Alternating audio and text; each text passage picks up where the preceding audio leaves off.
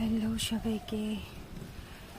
আমি এখন পোস্ট করতে ঠিক মতন পারছি না, এই একটাই কারণ, বাড়িতে যেহেতু মিস্ত্রি লেগেছে, এই যে ছাদের এখন এগুলো সব প্লাস্টার করছে, হ্যাঁ, সেই জন্য অনেক ব্যস্ত হয়ে পড়ছি।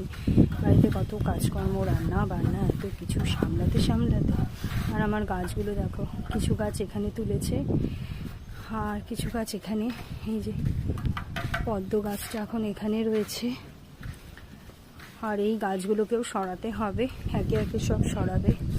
মানে